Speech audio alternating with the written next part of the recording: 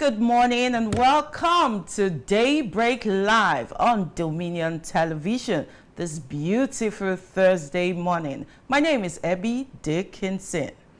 And thank you for starting your day with us. Today being a Thursday, and of course it's another bright day, to take you through the major stories on the pages of the newspaper, and of course delve into analysis and every other segment on the show this morning. Samson Balogun is my name.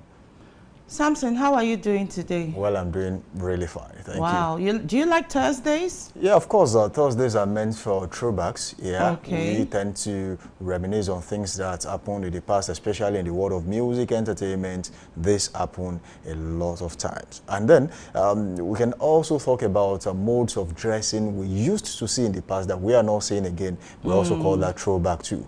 You can do that on Thursday. You can also do that on Friday. They call it Flashback Friday, Throwback Thursday.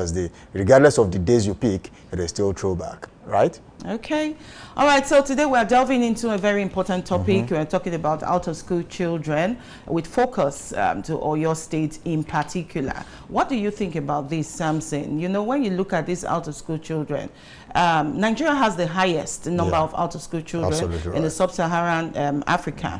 And it's really, you know, this really gives me, I don't know if to call it goose pimples or what, you know. You see a lot of children. I mean, we're looking at about 10 million thereabouts. Yeah, it's actually between 10.5 to 20 million out of school children in Nigeria generally. And this is a figure that really saddens the heart of, you know, an education enthusiast, someone who loves education. So to know that you have such an amount of children roaming about the streets, no basic education, that is really disheartening. And then you begin to ask, you know, the government exactly what they are doing to nip this in the bud, because you cannot continue to have this trend. Because if we currently have such an amount of students out of school, what will happen in the next 10 years? What will happen in the next 20 years? It means that if we don't start to put a stop to this at this time, we'll continue to have growing numbers. And to know that in the sub-Saharan Africa, Nigeria has the highest number of out-of-school children, really then it is really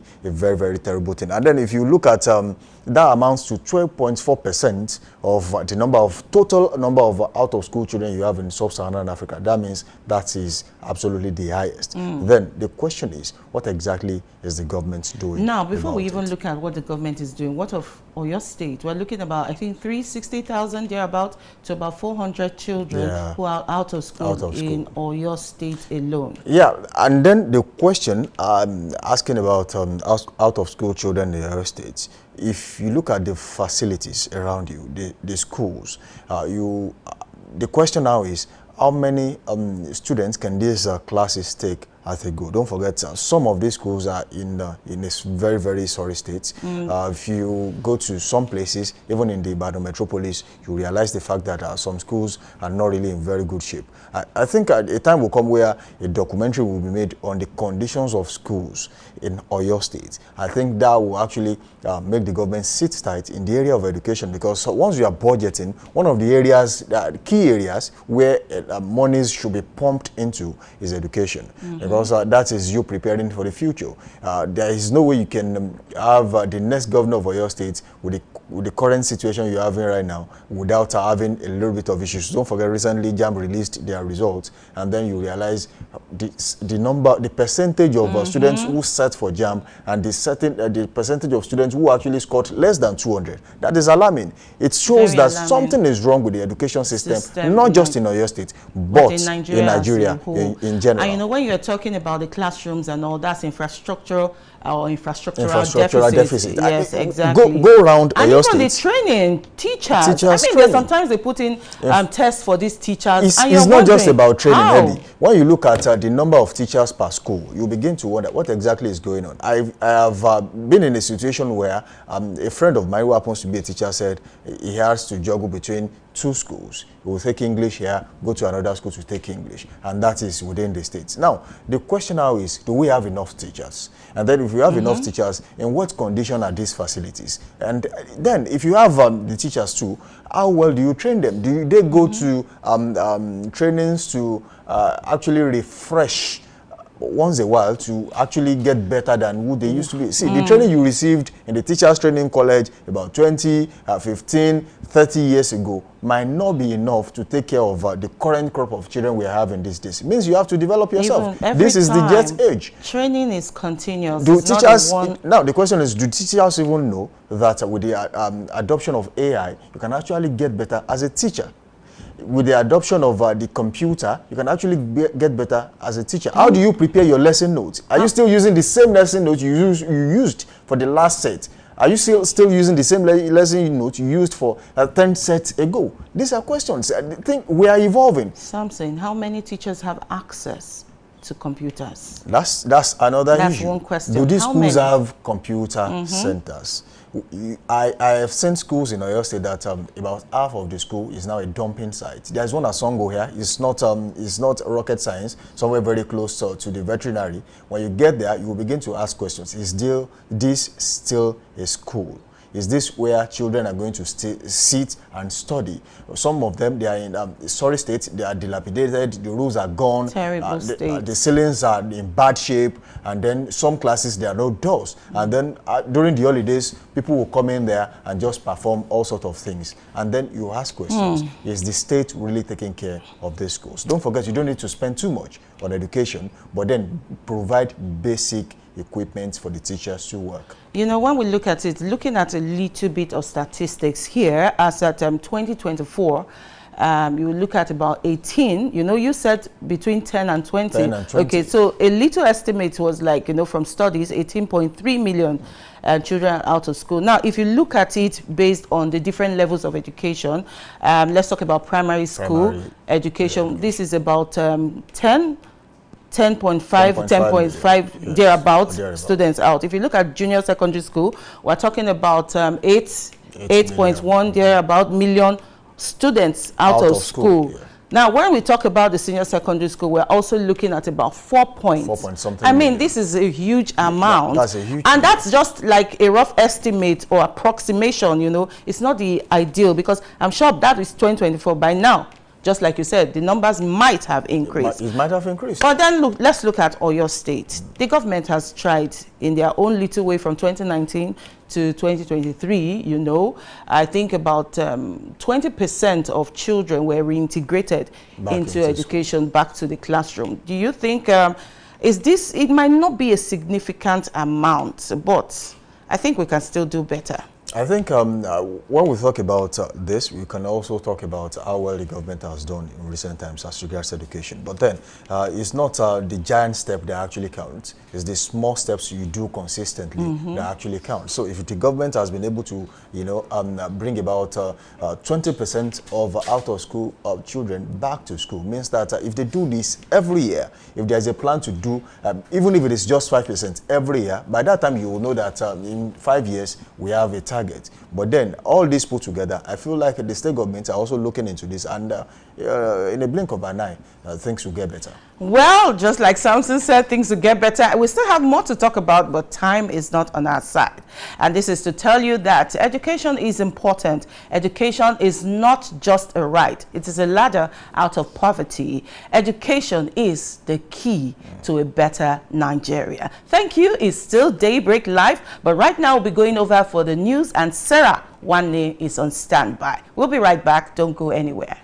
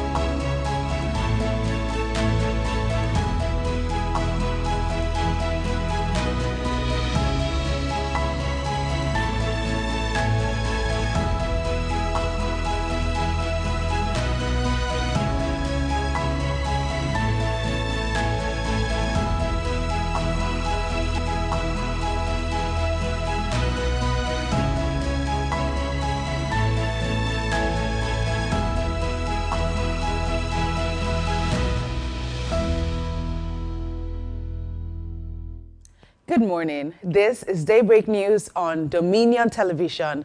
My name is Sarah Uwane.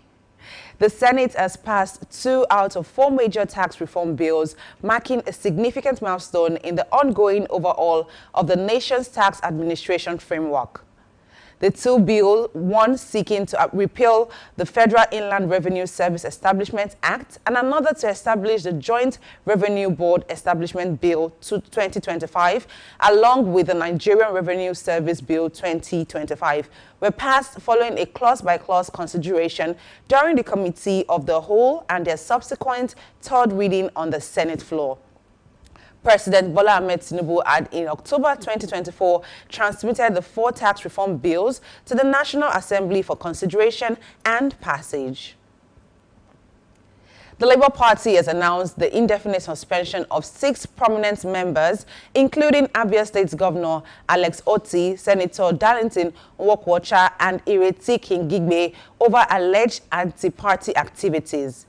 Others suspended are Victor Afam Ogene, Amobi Oga, and Sheyi Showunmi. The party's National Executive Council said the decision followed the recommendations of a 5-man disciplinary committee set up on May 2, 2025 to probe allegations of anti-party conduct. The party also addressed the omission of Nenadi Usman from the suspension list, stating that she is not a registered member of the Labour Party, but a supporter of its 2023 presidential candidate. Popular rights activist and social media influencer Martins Vincent Otte, also known as Very Dark Man, VDM, has been released from the custody of the Economic and Financial Crime Commission, EFCC. His release was announced by former presidential candidate activist Omoyele Sowore via his ex-handle, and his lawyer Deji Adeyanju confirmed his release via a post on X, expressing gratitude to Nigerians and various public figures who spoke up in support. Operatives of the Anti-Graft Agency apprehended VDM in Abuja on Friday. The arrest and subsequent detention of the activist sparked widespread controversy on social media, and several celebrities, including the 2023 People's Democratic Party presidential candidate Atiku Abubakar, his Labour Party counterpart Peter Obi, and popular singer Davido, called for his immediate release. Oyo State Governor Seyi Makinde has lauded the Nigerian police for their efforts in keeping the peace in the state and across the country. The governor stated this while receiving the Assistant Inspector General of Police in charge of Zone 11, comprising Oyo, Osun State, AIG Fred Ikokotu, who paid him a courtesy visit at the governor's office, Secretariat, Agodi, Ibadan. The governor assured that the state will support the police to maintain peaceful coexistence in Oyo-Osun boundary axis, while a peaceful resolution would also sort on the boundary disputes between the 2 states.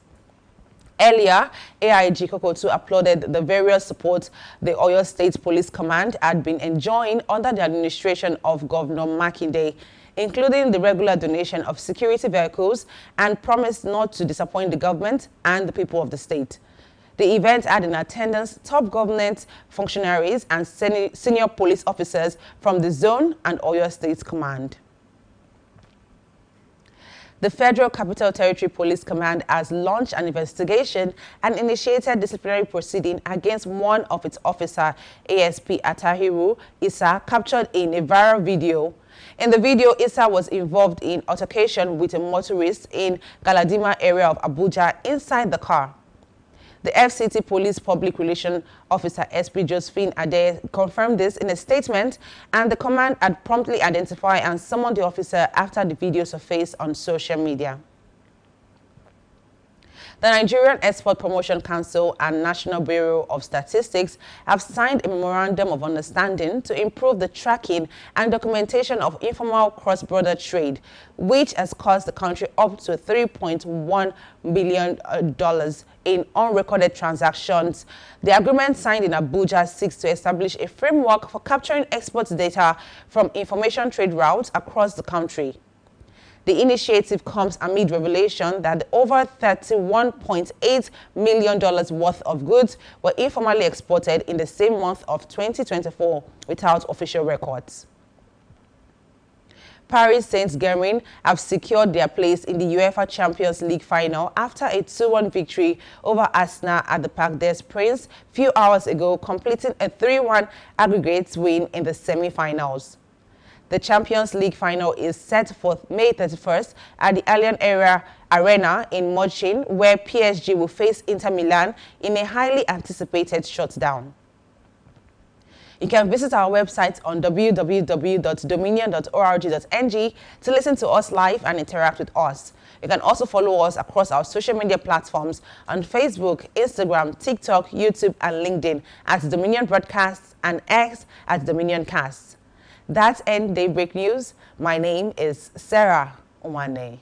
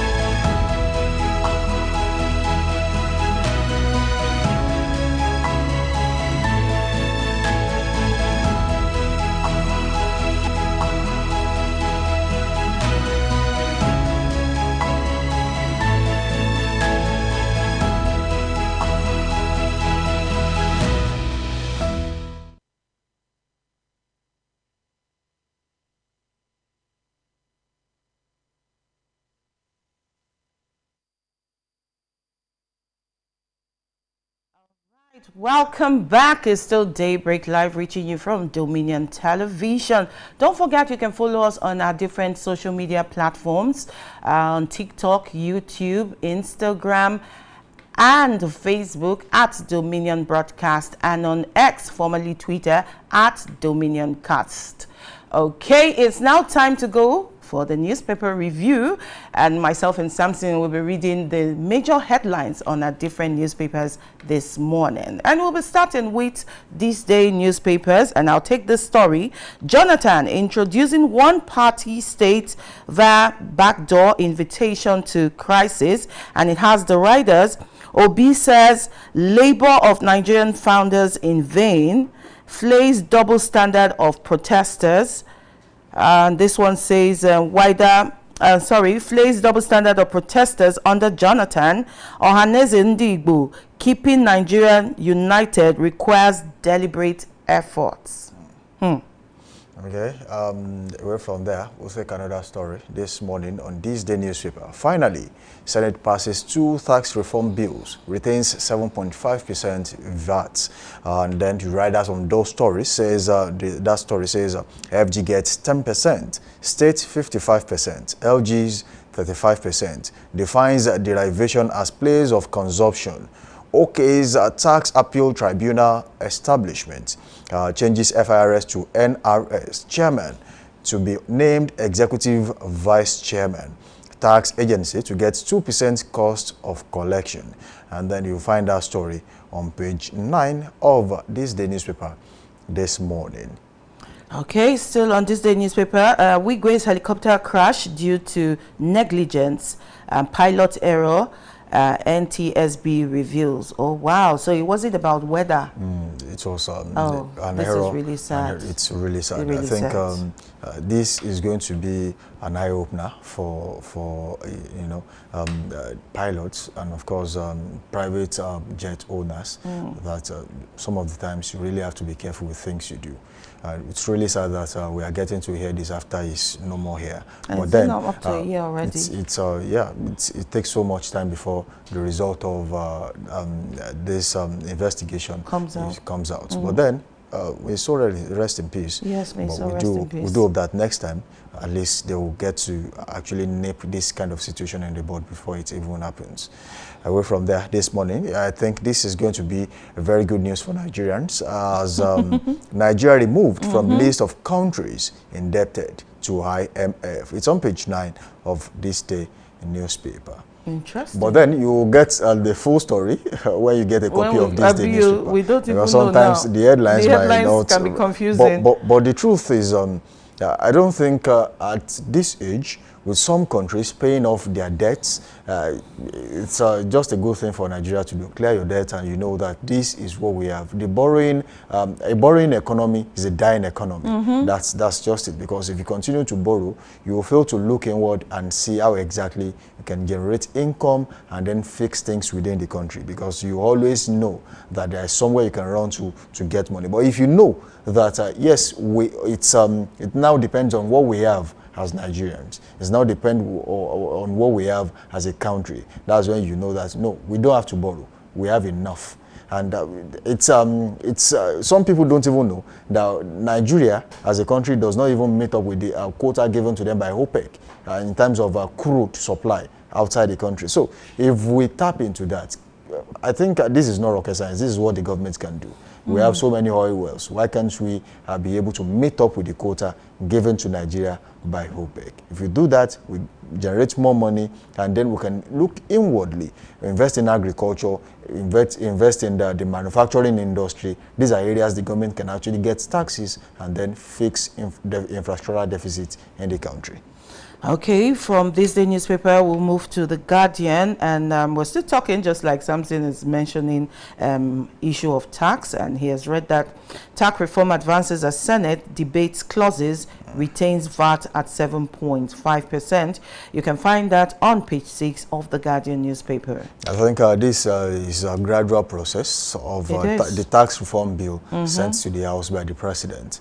He has his clear vision on how he wants to run the Nigerian economy, and I think this tax reform bill, which is now going to be an act, is one of his ways of trying to do it. And if this works, maybe Nigerians will have the reason to rejoice at the end of the day. That's what I hope. I hope it will be favorable to Nigerians. That's why I used maybe. But then, in the long run, it is still the responsibility lies on the president to navigate the waters. Exactly, as the commander-in-chief. As the commander-in-chief. And of course, he also has a coordinating minister of the economy. And I feel like they both have an idea of how they want things to work for Nigerians. All right, away from there this morning, we'll take this story. Military kills over 13,000 terrorists, rescues 10,000 hostages in 2 years. That story is on page 4 of The Guardian newspaper. All right, on page 3 of The Guardian newspapers, we've disbursed 54 billion naira to 303 schools and 293,000 students, says Nelfond. You can find the story, like I said, on page 3 of The Guardian newspaper. All right, Ganduje ready to welcome Kwankwaso as defections eat NNPP. That story is on page 3 of The Guardian newspaper this morning. Okay, so the defections are not just PDP to and APC. Even to say that a few years ago, about 2 years ago during the last election, to think that Rabiu Musa Kwankwaso, the former governor of Kano State, and also another former governor, Umar Abdullah Ganduje, they were not on the same page, and you know, they both had their proteges to run for governor of that state, and then NNPP eventually won. Ganduje and his protege actually lost. But to say that they are coming back to the same political party, and it's I don't know who actually brokered the deal, but then that's a masterstroke for me, because in that state where in fact it has gotten to a stage where they were having factions among indigenes of the state. So if it is now coming to a stage where NNPP and Rabiu Musa Kwankwaso of the NNPP, in fact is a leader of the NNPP in Nigeria, moving to the All Progressives Congress, I think something is going on right there. That's why sometimes they say in politics there are no permanent enemies. Permanent friends. Okay, still on The Guardian newspaper, probe detects pilot error, indicts company in Wigwe's helicopter crash. You can find this on page 4 of The Guardian newspaper. Okay, and there's another story here. Maybe it's a good news for some Nigerian homes as FG to fast-track cash transfer to 15 million households in Nigeria, the conditional cash transfer by the federal government. That story is on page 4 of the Guardian newspaper this morning. Okay, still on the Guardian newspaper, court admits tapes of Kanu ordering Tinubu, Wike's death, burning of federal government property. You can find this on page 7 of the Guardian newspaper. Well, the case is a really big one. Talking about... yeah, when I saw that story, I'm like, ah.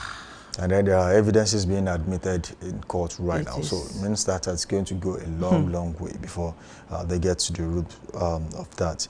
500 aspirants jostle for 57 council chairmanship seats in Lagos. I think this story is one story that really interests so many people, judging by the fact that yesterday there was a story that broke out that the GAC chairman is worried about politicians pushing their children to actually run for office of the chairman in Lagos State. For example, the most notable one was the Speaker of Lagos State House of Assembly, Obasa, Honorable Obasa, who actually put his son controversial was Obasa. Yeah, his son was actually in the running for the Agege local government seat. But now I don't know if it's still going to pull through. But then the GAC chairman saying he's worried that politicians are pushing their children to run for office, meaning they're going to deprive people who are, because of their, eyes and might, they are actually eyes and mighty in the political arena in Lagos State. It's easy for them to actually win those tickets for their children. So how about those who don't have fathers in that corridor and then they want to run for? But is it a bad thing to push your child? I mean, we say children should like take after parents. I mean, like you have a business, you want your son or your daughter to also learn. So politics is a business. Well, it's business, but then you have to understand the fact that there are millions and millions of Nigerians who are eminently qualified to run for offices too. Now, so if you talk of not being qualified, if there's how going many to be, politicians are really qualified if we want to look at that? If it is going to be a level playing field, let the people decide who they want at the corridor of power. I think that will not be a problem. Anyone can decide to run for office, but as long you are qualified to run. But in a place where there's going to be one-sided, so it should not happen. Yes, actually. Okay, if it's that. Okay, so Lagos BOI, that's Bank of Industry, Sterling Bank pulled 10 billion naira to empower businesses, create 10,000 jobs. You can find this on the page 5 of the Guardian newspapers. Okay, this looks interesting. That's the kind of story you want to read. Exactly. I mean, job creation. Knowing that Nigerian universities, polytechnics and colleges, they churn out hundreds of thousands of graduates each year on a yearly basis. And then the question now is, after leaving school, what exactly is the fate of the common man on the street? Will he be able to get a job? Don't forget, this NELFund program is actually going to maybe help the government see some people through school, but then will it be able to actually provide jobs for the people? Because they have to, these loans have to be paid back, and then it will become a problem at the end. But then if the government is actually doing, giving an enabling environment to industries, firms, and manufacturers in Nigeria to actually make sure that job creation becomes a thing of ease, then yeah, that's the way to go. Okay. All right, I will take this one. 2027, LP imperiled by counter sanctions, defections, infighting.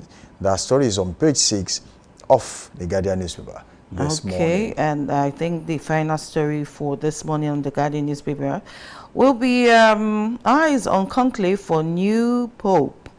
And that's on Panorama, page 2 of the Guardian newspaper. They could not actually get to pick a new pope yesterday, as it was black smoke from the conclave. And then today again, it's a new beginning, and let's see what happens. I can't wait. You know, I told you when I watched that smoke you are really issue. Yes, really I'm like, wow.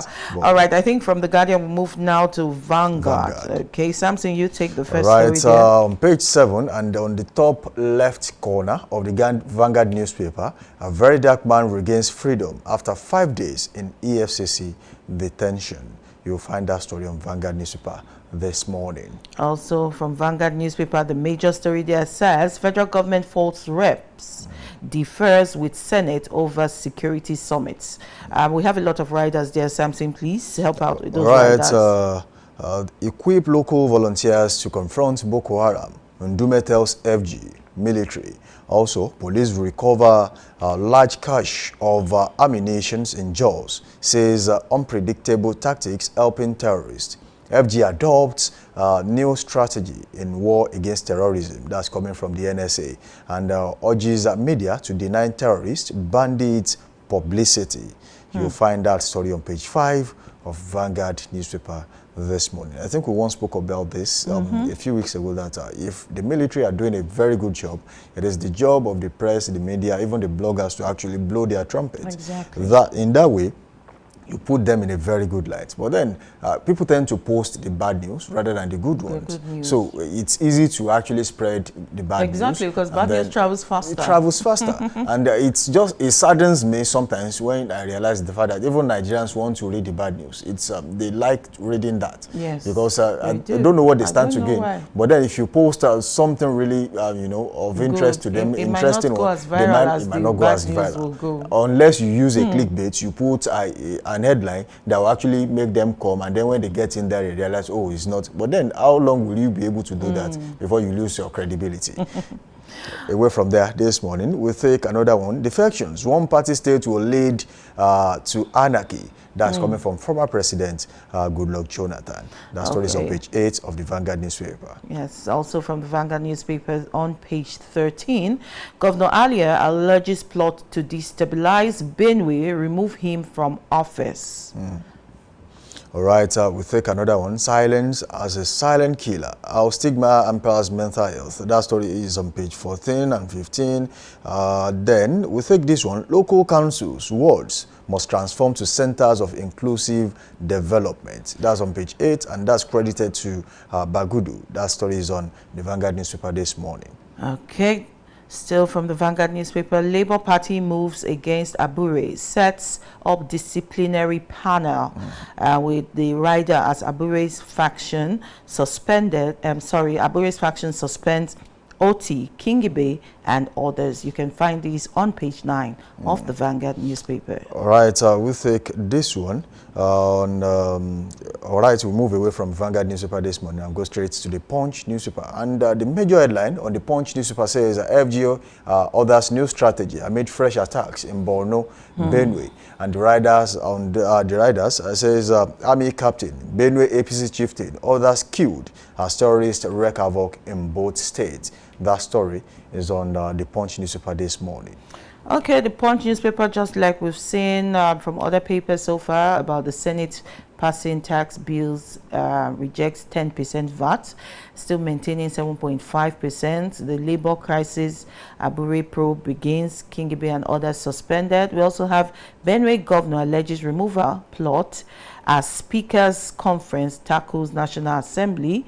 You can find these stories on the Punch newspapers on page 14, page 7, and page 14 of the Punch newspapers. Right, LP crisis, same as other newspapers this morning. Looks like the story is it's everywhere. Across, that's why even I just quickly. That of Benue too is almost on all the papers. But then let's go straight to the lower third of the Punch newspaper this morning. Power Minister opposes construction of a 4,800 megawatt nuclear plant. That story is on page 21 of the Punch newspaper this morning. Okay, also on the lower part, on the right-hand side, Lagos poll. Lagos APC pushes for consensus candidates in 57 councils. You find this on page 12 of the Punch newspapers. All right. Also, the Pope is in the news, and the Cardinals resume voting today after inconclusive first ballot. And then you find that story on page 27. Why I'm smiling? Because, I'm just, why am I likening this to Nigerian to the politics? Nigerian election. I'm just imagining if this was our own election. Are you sure they will wait?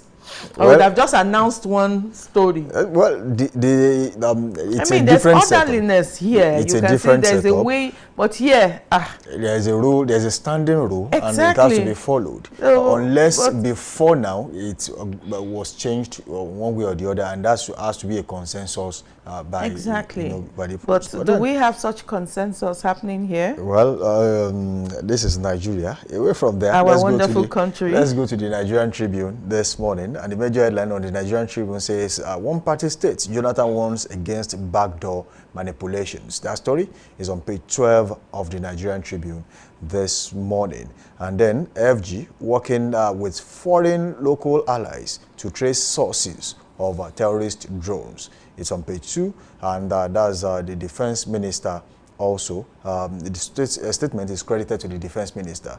And then there's another one on the upper third of the Nigerian Tribune. 21 out of 24 reps, defectors, join APC since July. That story is on page 4. Rep spokesman is in the news there. And also the last story on the upper third of the Nigerian Tribune this morning says Senate passes 2 tax reform bills, retains VAT, company tax at 7.5%, 30%. That story is on page 10 of the Nigerian Tribune this morning. There's a lot of headlines on the Nigerian Tribune. And the LP crisis, Abure-led National Working Committee suspends Oti, Kingibe, Nwokocha, others. It's on page 3. And the riders on the story says the Nadi-led LP gives Abure 48 hours to stop parading self as chairman. NCC raises a disciplinary panel, probes corruption allegations, abuse of office, passes vote of confidence in Obi Oti. You'll find that story on page 3 of the Nigerian Tribune this morning. Okay, you have another paper there? So yes, I have the Daily Times here. Okay, Daily Times says, encomiums as Senate passes 2 out of 4 tax reform bills. I think, it's the same story, to consider remaining 2 bills today. Okay, and this one on the top says, Boko Haram fuel suppliers nabbed in Borno, and says military. And you can find this on page 2 of the Daily Times. Also from the Daily Times, digital skills. Federal government trains 200,000 Nigerians on artificial intelligence. I mean, artificial intelligence is becoming the way to go these days. We also have the story about Nelfund, as Nelfund disburses 54 billion as student loans. Also from the Daily Times, Nigeria's security and political economy. Well, you can find that on page 4 of the Daily Times. All right, so let me take these ones on the Nation newspaper this morning. IMF confirms Nigeria's full repayment of $34 billion COVID-19 loan. That story is on page $3.4 billion COVID-19 loan. That story is on page 7 of the Nation newspaper this morning. Now, also on the Nation newspaper, court admits Kano's inciting broadcast videos as exhibits. You'll find that story on page 4 of the Nation. And the major headline of the Nation newspaper, NAF boosts air power against terrorists with 9 fighter jets. And the riders on this story says 49 more aircraft coming. Badaru, terrorist leaders among 13,543 killed. And also another headline on the Nation newspaper this morning says Labour Party suspends Oti, Kingibe, others. Nenadi faction seeks financial probe. Governor Abure, a clown looking for crown. You find that story on the Nation newspaper this morning. When you look at headlines, sometimes it can sometimes be, rib cracking. But then these are serious issues being treated trivially in Nigeria, because talking about financial misappropriation in the political party, these are issues even the government should look at, even the AFCC, the ICPC should take a critical look at, because being transparent is one thing, being able to see it through is another. And this is a country like Nigeria that these are things we should imbibe as a country. You have to own up. Whatever it is you have done while you are in office, you must be able to say, yes, this is what I have done. And if you are found guilty of any financial crime, I think you should pay for it, regardless of if you are in a position of power politically, elected or or selected, maybe by appointment, or you, you know, you have been placed in a position of power within your political party, you are still answerable to the people. Exactly. Because sometimes when you look at, you have dinners where monies are contributed for electioneering campaign in Nigeria. So meaning that the people still has, you know, the liberty to get information, freedom of information. How did you spend, you know, these monies given to you? You owe them the explanation. You represent them, you owe them. If there are accusations like this, it should not be swept under the carpet. This should be really looked into. Okay, do you have any paper there again? All right, we can take a break now, go for a short break. All right. Don't forget the show is still Daybreak Live on Dominion Television, your channel of choice, where inspiration meets entertainment. As Abby would say, go there to our YouTube channel, subscribe to that channel, and then be a part of the conversation. Drop your comments there, and then we are going to take them on this show. And then link up with us on all other social media platforms, Instagram, Facebook, and TikTok at Dominion Broadcast. And on X, it is at Dominion Cast. Don't forget, you can also watch us live on our website, www.dominion.org.ng, www.dominion.org.ng. The show continues after this time out. We'll be back.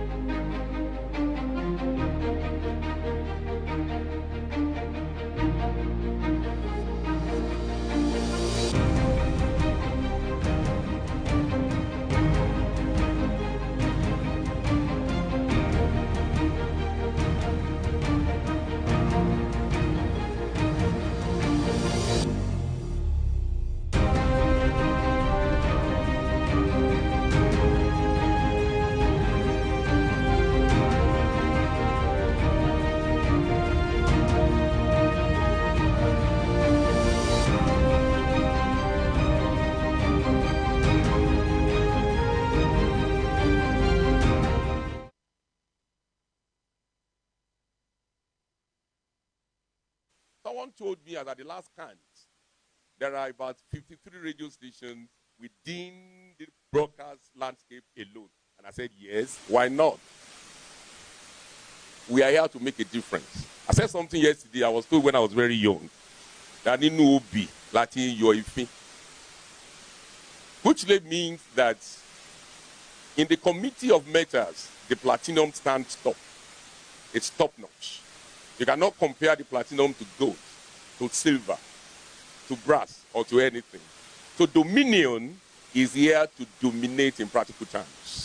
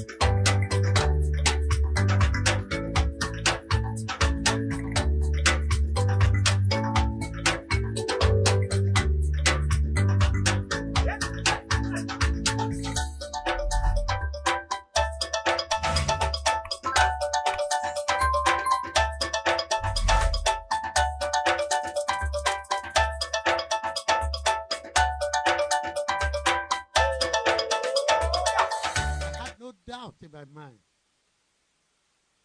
that with this collection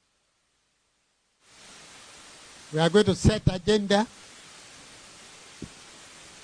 More importantly, we are going to enforce social ethics, because part of the problem of Nigeria is that the state is too powerful and the society is too weak. So when the state begins to misbehave, the weak society has no power to hold them into control. So we begin to do social ethicizing. So we not only report, we will not only inform, we will also set agenda.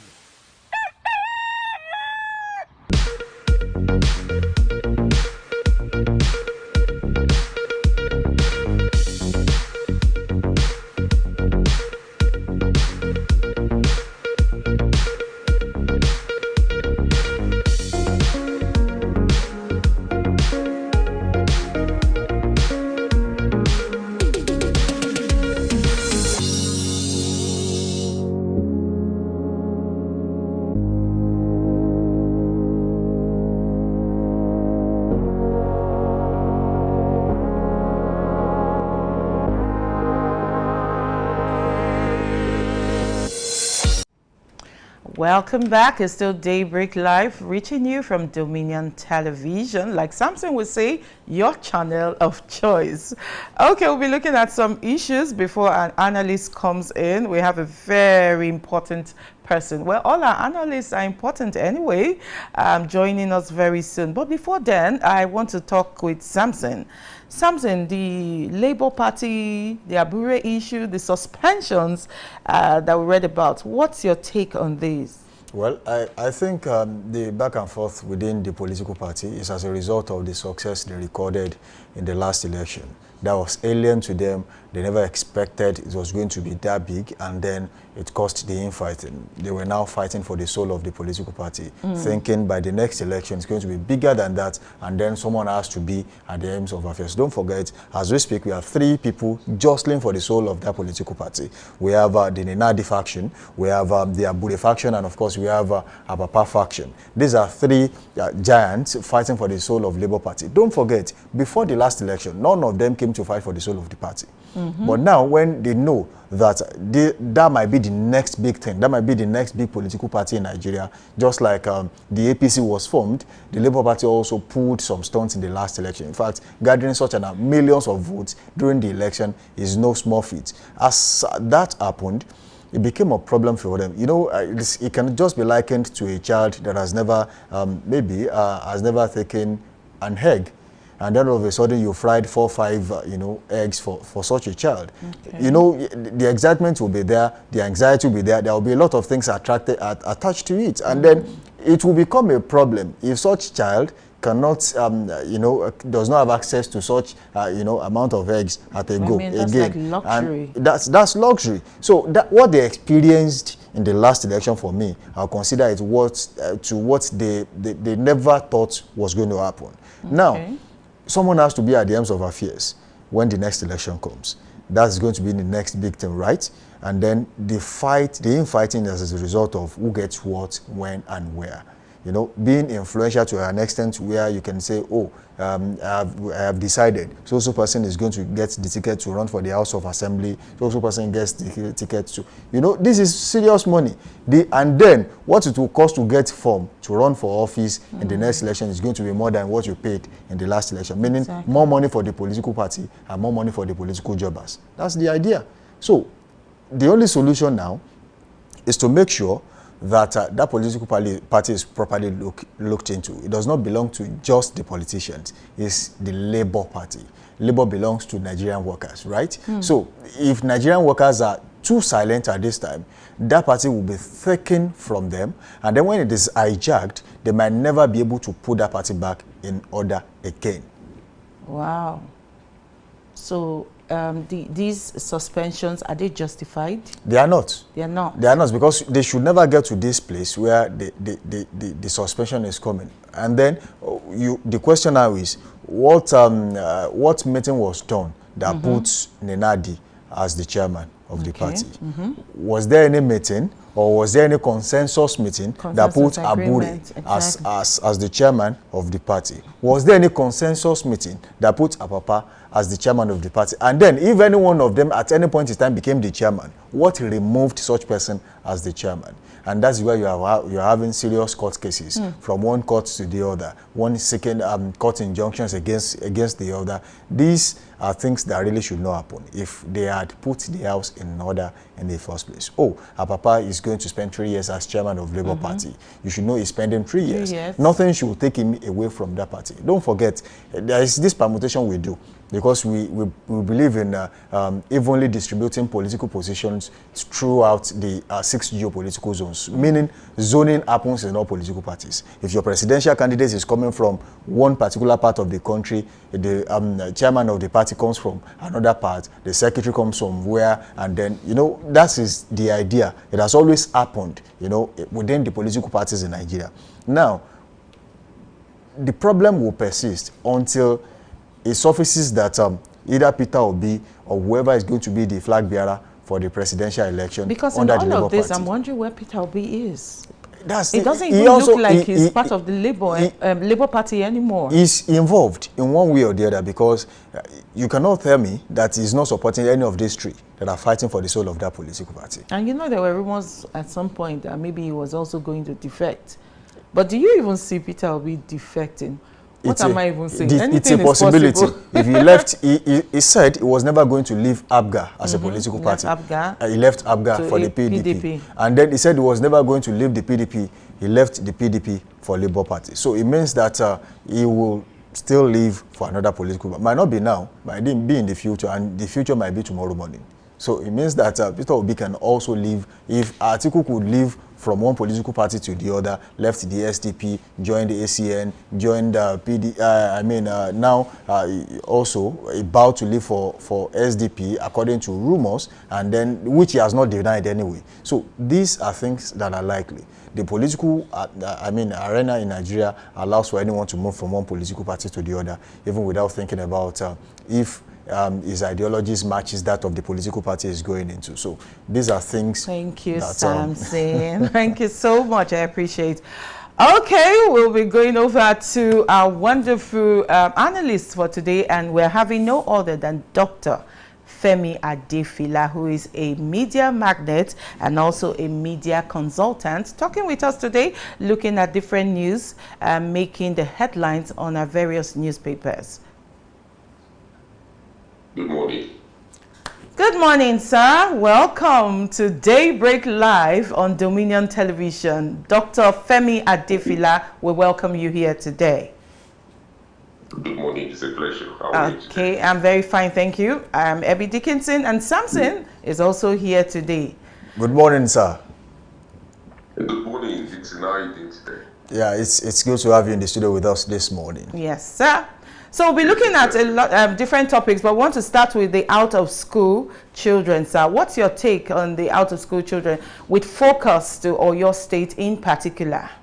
Don't forget, sir, that Nigeria has one of the highest numbers of out-of-school children Nigeria globally. is the highest so far, yes, according to with UNICEF. Between 10.5 million to 20 million children out of school, and that accounts for approximately 12.4% of children out of school in the sub-Saharan Africa. And then narrowing it down to Oyo State, the figure is, if judging by percentage, Oyo State has a number of out-of-school children. In fact, the numbers are huge. So what's your take on the current situation, and how do you think the state can actually nip this in the bud before it becomes a problem?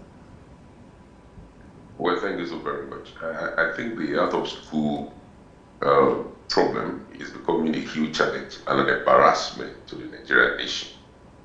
It's a problem that has become a perennial challenge, and the high time we pay attention to it, the better for all of us as a people. And it calls to question the effectiveness and efficiency of our educational policies, because it is the right of every child to be educated. When you educate a child, you train him, you civilize him, you secure his future, and you secure the future of the society. A child that is a street urchin, that is just left to wander around, is a danger to the society itself. It's now more embarrassing that that grace is creeping into Oyo State. Oyo State was the state why Chief Obafemi Awolowo launched free and compulsory education in the 50s. Why it was compulsory for every child to be educated. If that state, that geographical entity that was the center stage for the successful educational policy of Awolowo is now suffering from out-of-school challenge, there is a problem. And it calls to question our educational policy. You see, when we complain about insecurity in the nation, we have to do a holistic check of our policy as a people. How have we failed in churning out the right policies? Because if a child is not trained today, it's going to be your Boko Haram tomorrow. Like they say, Omo bere, as long as you don't attend to various children, the Bodija children will not sleep with their two eyes closed, because they are going to be a menace to the society. So it's a wake-up call for our performing governor. I have a lot of respect for Governor Seyi Makinde for doing so well in terms of social infrastructure. Each time I visit the city of Ibadan, I see beautiful cities. I went to the University of Ibadan, I went to Polytechnic Ibadan, and I love Ibadan. It looks so glorious now. But fixing the state is not limited to physical infrastructure alone. It's about fixing our educational policy. It's about training the minds of our future leaders. It's about giving them vocation, set skills, so that they can be useful members of the society. Even though they are going to be a serious challenge to the society. We have to look at it. We have to do our statistics. We have to go back to the drawing board. I mean, this thing that we are talking about, we believe hitherto that it was the problem of the northern part of Nigeria.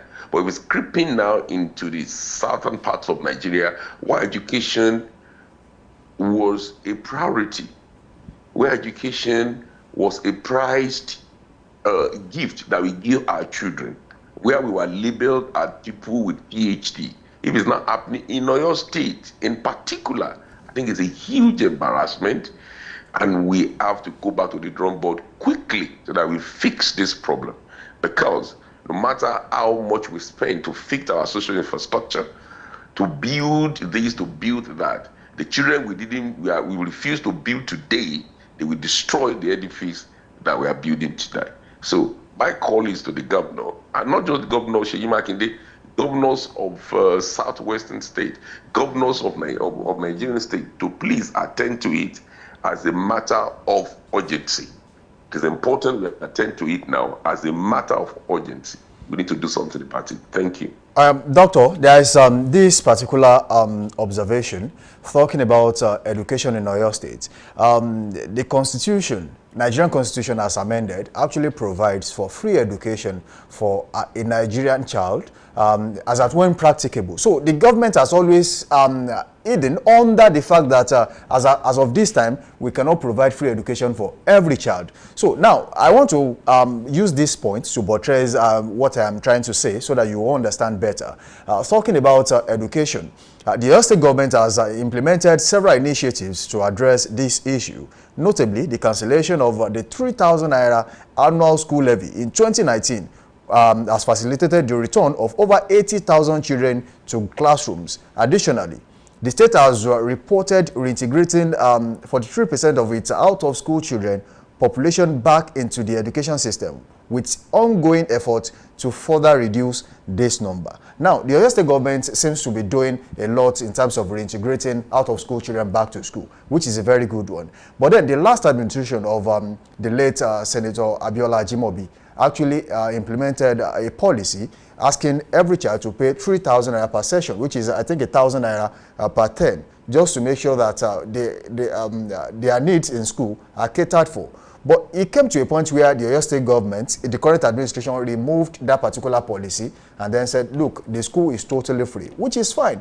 But there are some infrastructural deficits in the state. I've been to schools where half of that school is now a dump site. And the state government, for me, has not done enough in terms of putting these schools in shape. Don't forget, too, that under the last administration, there are model schools built in Oyo State. There has not been any form of follow-up on that particular angle of education in the state. What's your take on this, Doctor? Well, I don't subscribe to an educational policy that is absolutely free. I think it behoves on our parents to know and to come to the realization of the fact that they have a part to play in educating their children. There's nothing that prevents a parent from subsidizing government in educating his or her child. Look, this belief that everything must be free got to stop. It can be free to an extent, but if you are subsidizing it, there is no free meal even in free town. If it comes free, please check the interest rates. May be higher than the cost. I think it's not right, and it's mind-boggling that a woman that sells at Orita Mefa or Bashon can afford to buy 70,000 leads for an Owambe party. But to pay 3,000, 4,000 for a child's education becomes a challenge. So it's a question of priority. We should prioritize educating our children. That is our future. So we should not just pile everything on government or indulge in what I call escapism. Escapism is when you say you blame government for everything. Yes, government must show leadership. There must be proper policy, there must be proper strategy. But like somebody says, that regardless of our strategy, culture, we eat strategy for breakfast. Culture is important. When you have a culture to educate your children, you prioritize your children, then no matter the strategy, it will sit well with you. But your culture is at variance to government strategy, it can never work. So we must have that culture of educating our children, prioritizing our children. They must be first on our list. When we draw our list, educating our child should be the priority, should be at the very center of our list, of our priority list. That's very important. And coming to providing, then I want to believe that we need to expand our infrastructure in terms of classrooms. New schools must be built. Then beyond that, teachers must be recruited. Education is not limited to building classrooms. Exactly. No matter how beautiful an infrastructure looks as a school, if there are not enough teachers, it is not a good school. Knowledge is impacted by teachers. Teachers need to be there to educate these children. I can convert my living room into a successful and a functional classroom if there are teachers. And we must know that we are a very dynamic world. We are in the era that we are in a knowledge-based economy. We have moved beyond the era of resource-based economy. I'm talking of artificial intelligence. Africa, Nigeria, or your state cannot afford to play in the back. We must be in the front. And how do we play in the front? By educating our children. Education should be prioritized. Even education teaches ethics. You are very ethical. You are civilized when you are educated. At least basic education, secondary school, your mind is civilized. You cannot develop a skill set and go to where you want to go. No, whatever what you do, once you are educated, your mind is civilized, because it's the mind thing. A man is a product of his mind. If your mind is civilized, you're going to be civilized. You're going to have emotional intelligence. You'll be a responsible citizen. You will conduct and you will comport yourself well. Or if you are not civilized, you are not educated, you're going to be a menace to the society. All right, Doctor, let me ask you this very quickly, sir. Since the removal of fuel subsidy, states are getting more monies, allocations from the federal government. Should the people of Oyo State ask for more in terms of budgeting for education in the state going forward? Definitely. We should ask for more, and we should prioritize education. Because it's the right of every child to be educated. When you educate a child, you are doing society a big deal of favor, not the child actually. Yes, the child is the immediate recipient of the good gesture, but the society benefits more. We should demand for more budget, and that's something about Nigeria. We care less about the budgeting system. The budget is the mandate, or is the covenant between the government and the people, that this year we will do this. You are making a promise. But how many of us actually bothers about scrutinizing the budget for the year? If I ask you, have you seen, you are a journalist, you may need to peruse it. But most people don't bother about going through the budget. The budget is the covenant, is the plan, is the strategy for the year. I think we should all impress it on our state government, on the federal government, to prioritize education. Unfortunately, even the federal government prioritizes security because of the insecurity that is biting hard in Nigeria. But if we attack the very reason where we have so much insecurity, for instance, nobody can beckon on you as a journalist to come and join Boko Haram, to leave the comfort of Dominion FM studio and go into the bushes of Shaki or Irua and kill people. You won't do that because you are educated, your mind is civilized. Those who recruit people, they know where to recruit. They go to Malete, under the bridge in Malete, they go to Gate to recruit people who are sleeping outside. They offer them pittance and they recruit them.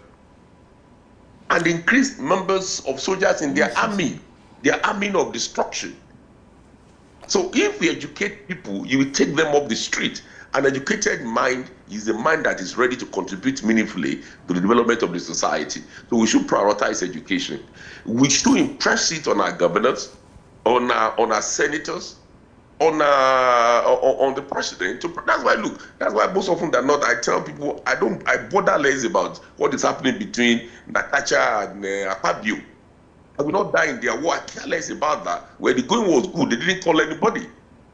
But now that the going has gone horrid, they should not call me. I want to bother about what are you budgeting for the education. I don't care. With due respect, I'm not an apostle of sexual harassment, yes. I mean he for she. But for Canada Nigerians, we bother about what is not our business. What's my business with what is going on between Natasha and Akpabio? I care more about what is going on. How are they spending my money? When they were traveling abroad and flirting around, nobody called me. Now that things have gone horrid, we should bother less about that. We should bother more about how are they spending our money? How are they budgeting our money? Now they want to do a security summit. Why are we doing a summit for crying out? Why? Why do we need a summit? We know where the problems are.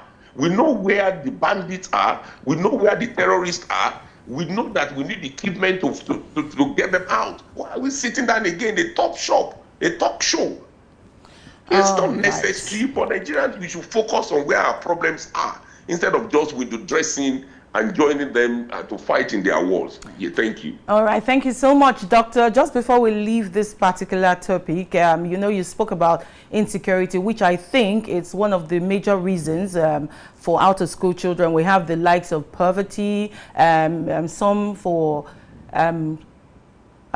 religious beliefs as well, especially when it comes to the girl child. So I'm thinking, I don't feel the government alone should have this. I mean, the government is important, you know, the allocation for education and the rest. I'm looking at what's your thought about, you know, community campaigns, what's your thought about churches, NGOs, just like what the UBEC, that's the Universal Basic Education Commission, is doing, and some NGOs are also sponsoring scholarships. I'm thinking, what's your thought about that? Even neighborhoods, we could arrange a school. I don't think it's everything we have to just wait and depend on the government. If the government is not coming forth, I think in your own neighborhood as a person, or you even watching, you could be a part. You know, a child is there, what can you do? Just like you said, you know, your living room can be turned into a classroom if we have adequate, you know, well-trained teachers. I'm just looking at not just the government. I want to hear what you think. Can churches come in, NGOs, you know, individuals, corporate organizations? What do you think, sir? Very well said. That's what we call social responsibility. Corporate social responsibility for social responsibility. That was a time when Obese Kwesili was Minister of Education. She introduced what we call adopt. Companies were adopting schools. Communities were adopting schools. I went to Christ Graduate. I know how much I've spent and I've invested on that school to bring back the glory of that school. We should all do that. We should see it as our calling. It is a mandate that we have to secure the future of our children and the coming generation. How do we secure the future? It's not by buying them houses, buying them cars, it's by giving them education.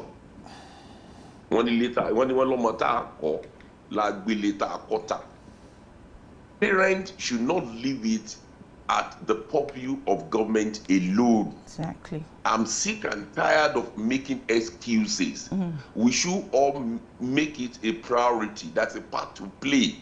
Corporate organizations have been doing it, we should do more. The alumni associations, we should invest back in our primary schools, in our secondary schools.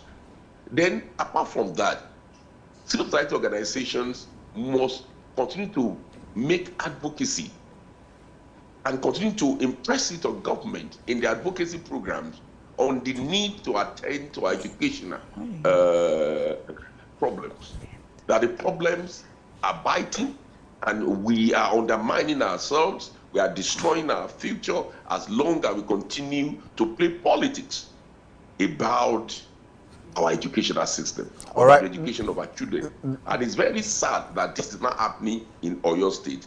Oyo State was where Obafemi Awolowo launched free education program.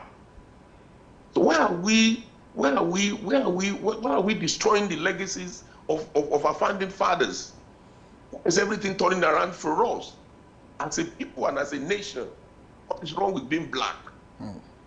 Is it a cause? All right, Doctor. To be a black man?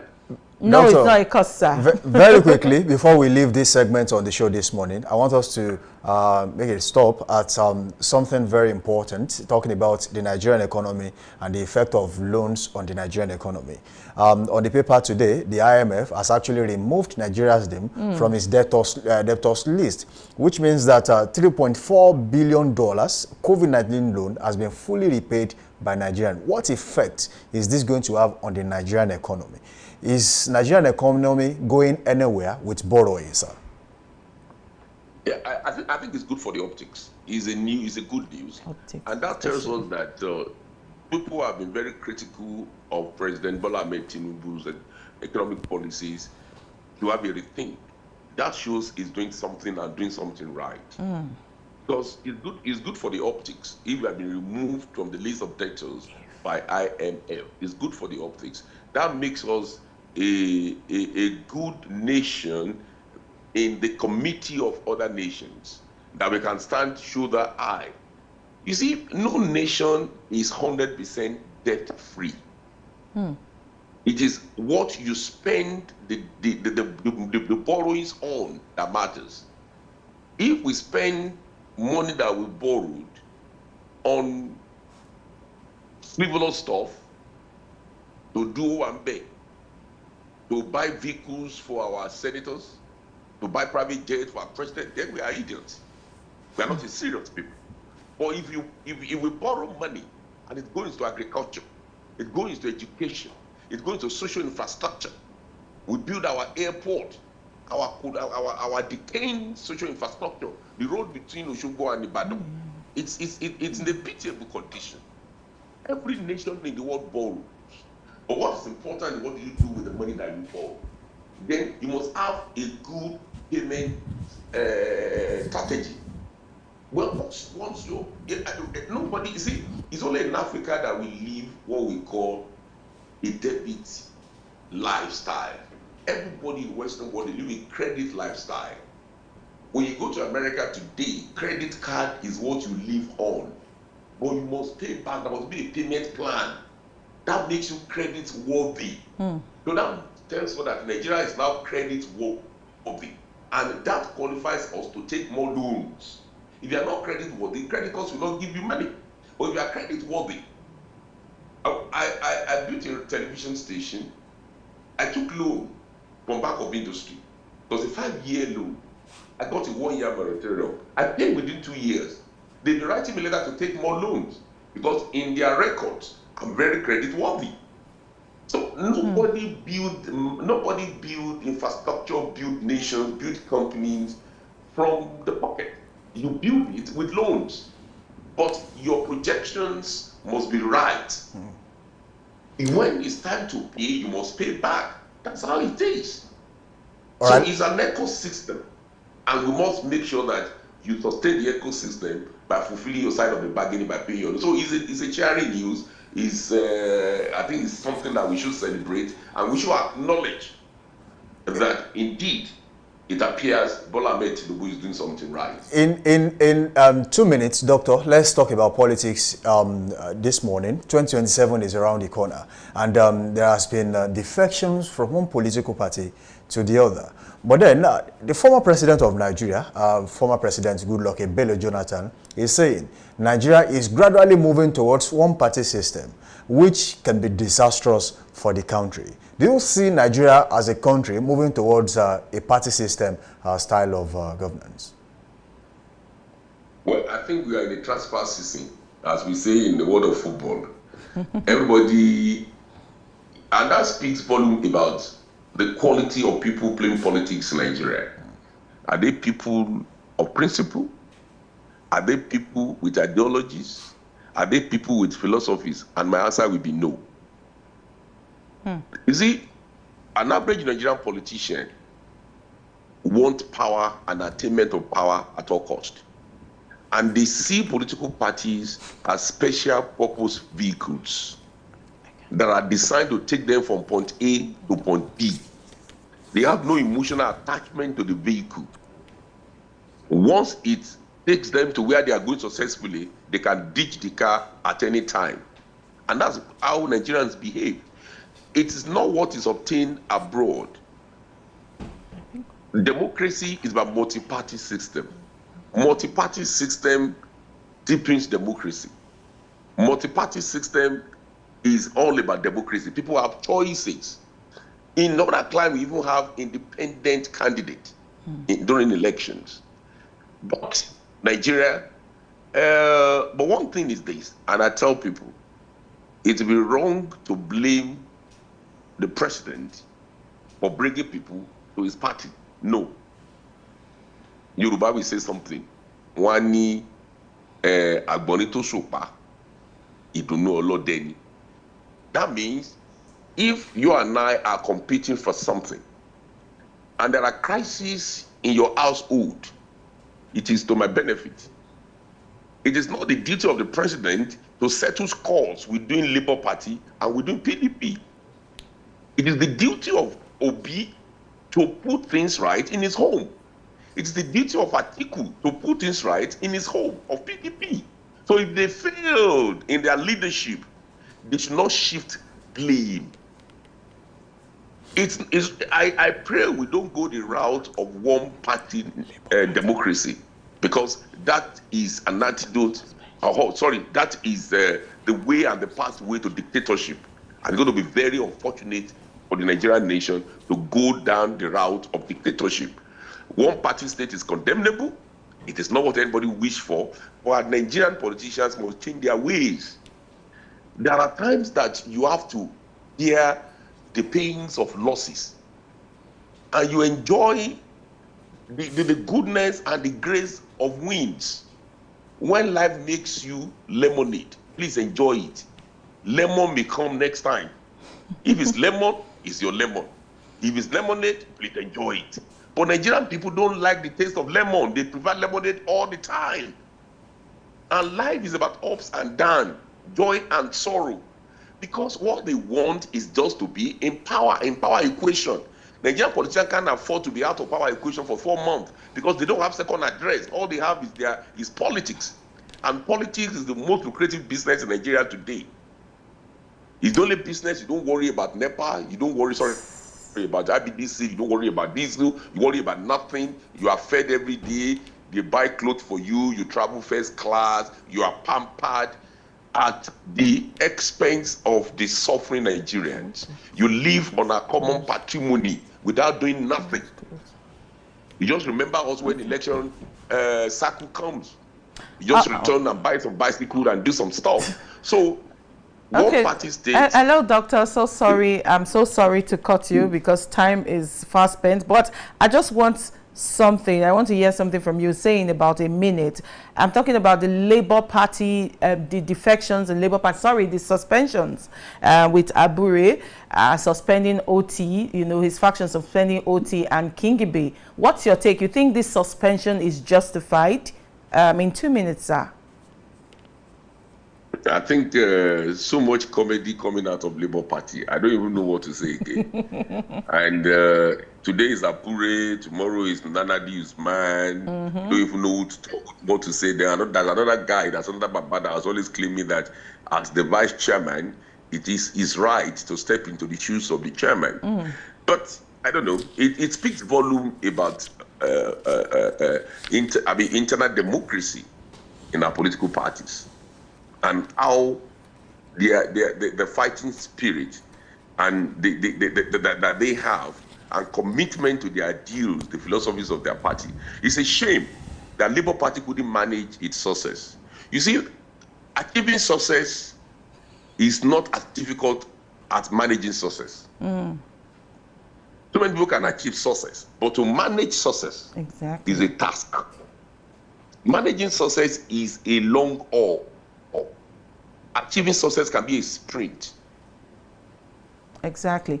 All right, thank you. Thank you so much, Dr. Femi Adefila. Wonderful. Wow, it's been a great time talking with you, sir. And thank you for this eye-opening information. All right, you've been listening to the voice of Dr. Femi Adefila, who is a media magnate and a media consultant. We really hope we had more time. Well, thank you so much, sir. We believe next time when we call on you, you will be there to answer us. Definitely. Thank you so much, sir.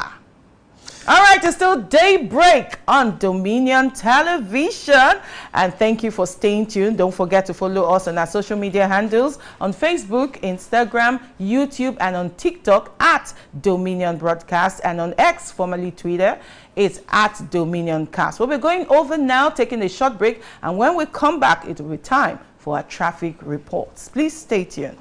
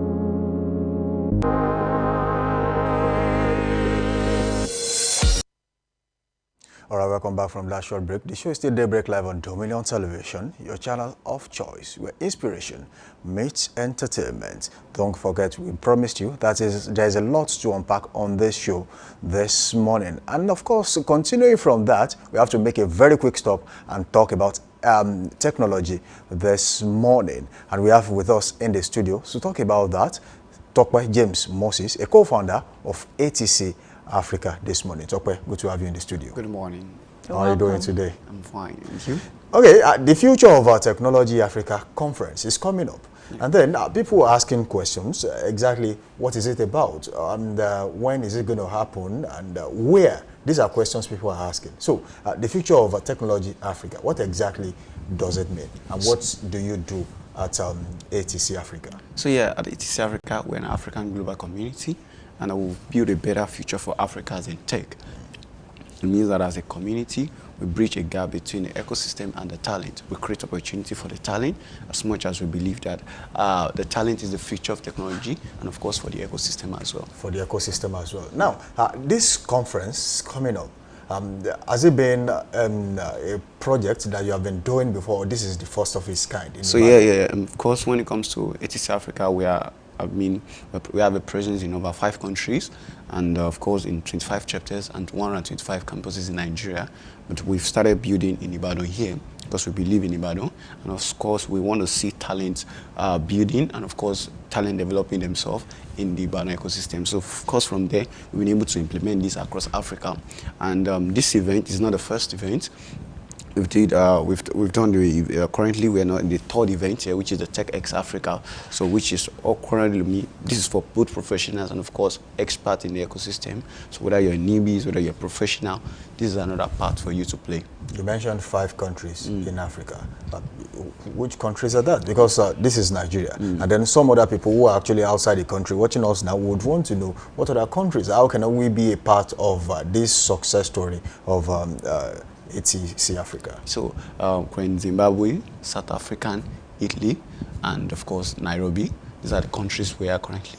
And when it comes to chapters, we're almost in 36 states in Nigeria, 36 states in Nigeria, and of course 125 campuses, which I cannot mention when it comes to the campuses. But I mean, we believe that building this idea is something we want to make sure that we reach out to every talent in Africa, because it is not just about in one places.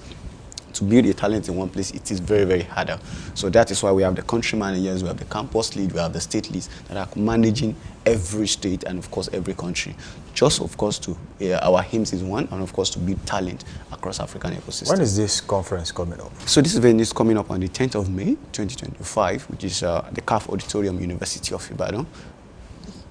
It's coming up at the University of Ibadan. Yeah. Now, because if a conference of this magnitude is coming up, especially in a city like Ibadan, where we have diverse people who are actually interested in a conference of this nature, especially when you talk about technology, when you talk about AI, these are things people are really interested in at this time. But then, how do people get to, is there a ticket? How do people get to register and then get across to you? Yeah, so when it comes to the event, I mean, one of the things we're building at the event that is quite different is we're interested in the cybersecurity, AI, which we believe that AI is now speaking generally. I mean, you and I know what AI is doing right now. Whether you're a developer, you're a designer, everybody needs AI. I mean, this is the reality of AI right now. In one or two ways, you're experiencing AI. So this, if you're interested in technology, it means that if you're experiencing in all of this, whether you're a social media manager, you're this is meant for you.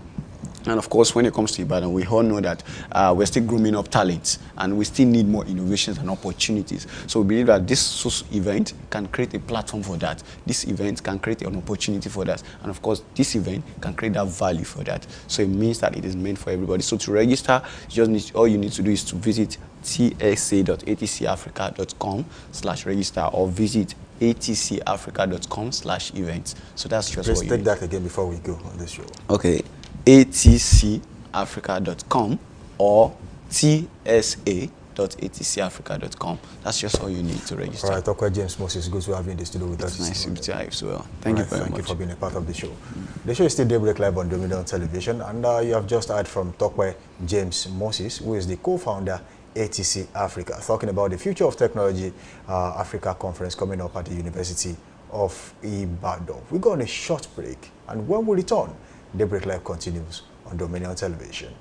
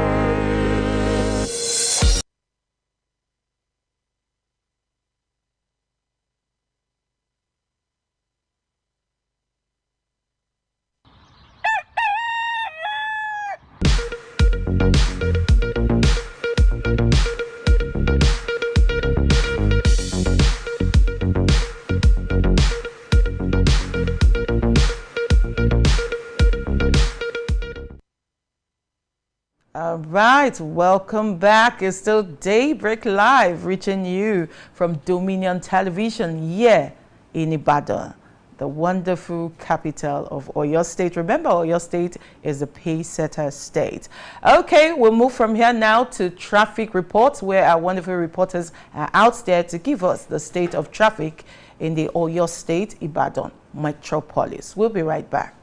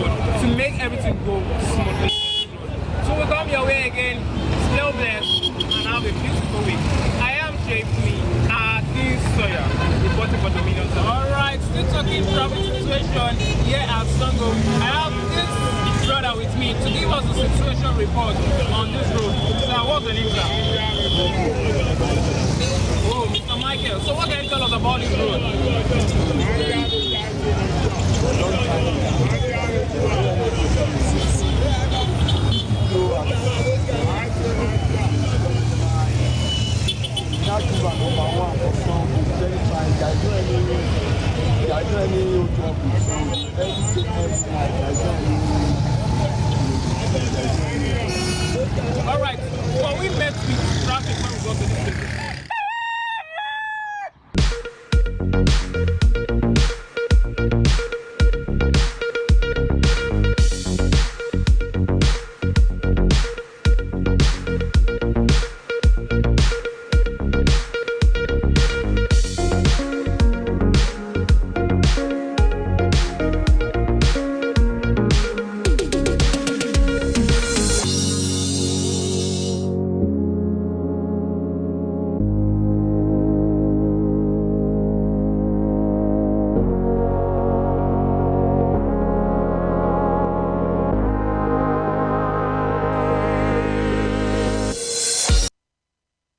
All right, welcome back from that traffic report. It's now time to move over to Daybreak Sports, and our sports reporter is right here to give us sports updates around the country and around the world.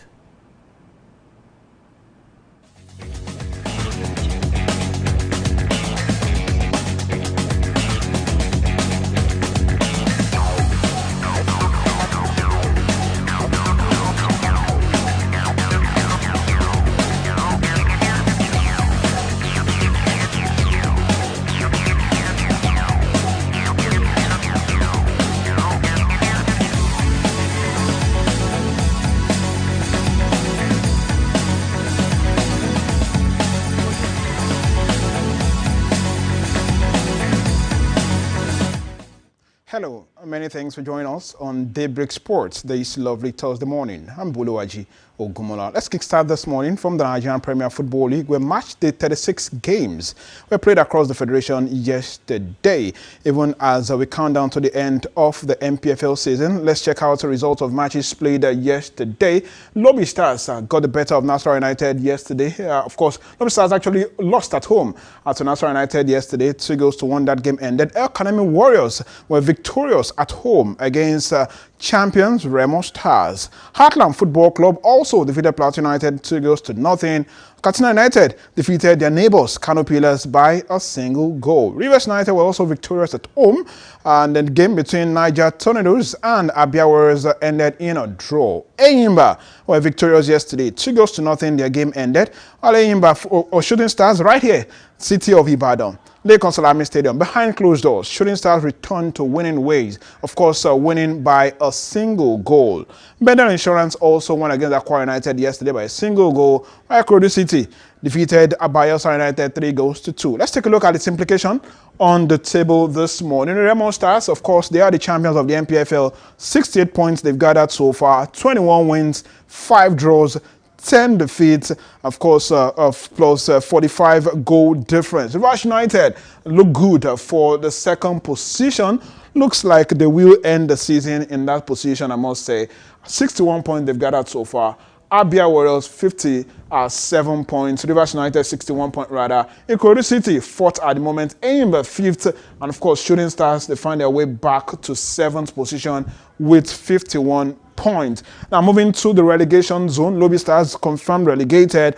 Then Sunshine Stars, Akwa United, Niger Tornadoes still in the mix. And of course, only time will tell by maybe next weekend or this weekend, we'll know those who will join Lobby Stars in the relegation in, of course, the second tier of Nigerian League football. That's the Nigerian National League.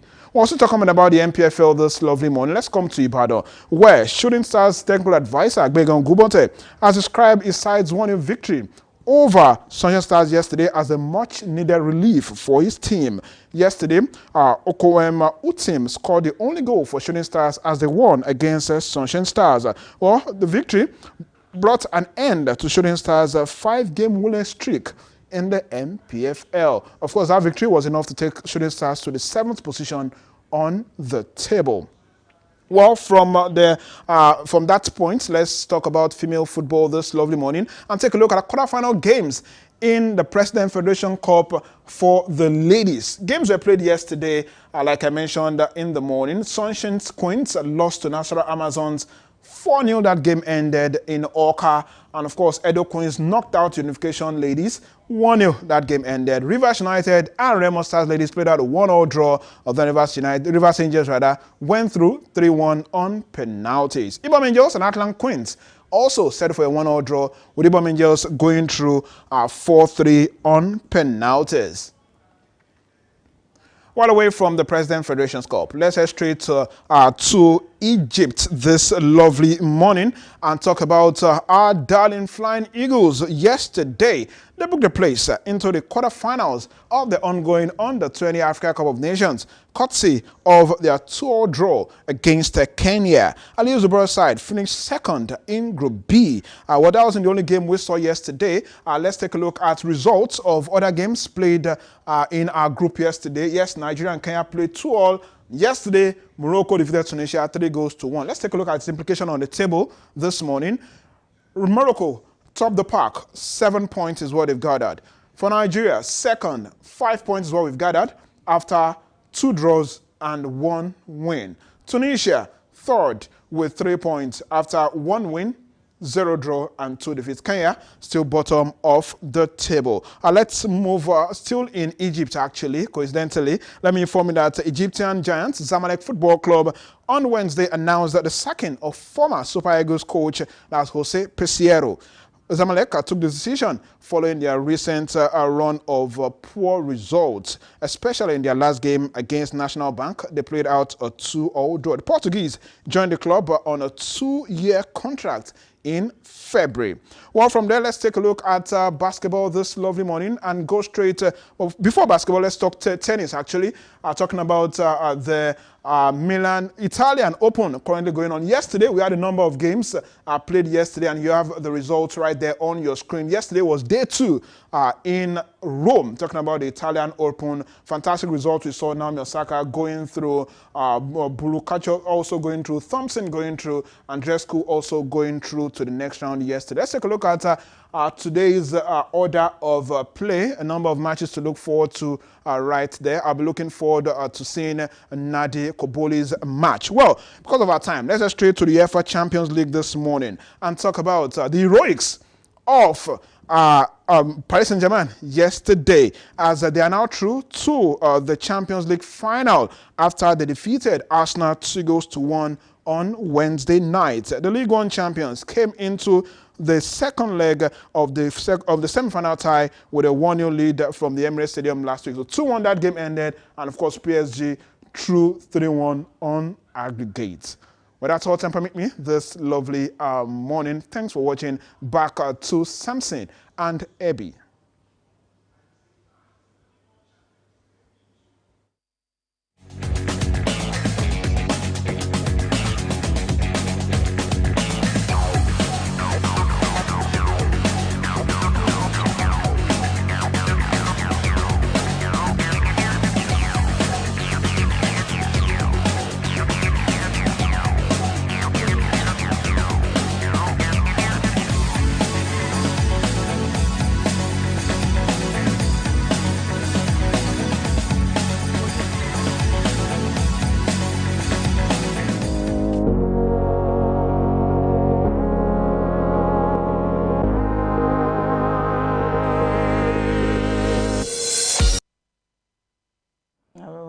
Thank you for spending time with us on Daybreak Live this wonderful Thursday morning. But now it's time to go. It's a wrap on the show today. Thank you so much, and I hope you join us tomorrow for another edition of Daybreak Live, reaching you from Dominion Television here in Ibadan, from Oyo State, the Pacesetter State. My name is Abby Dickinson. Well, it's not just the giant steps taken that counts, but also the small steps taken consistently. Samson Balogun is my name. Until tomorrow, keep being safe out there. Bye for now.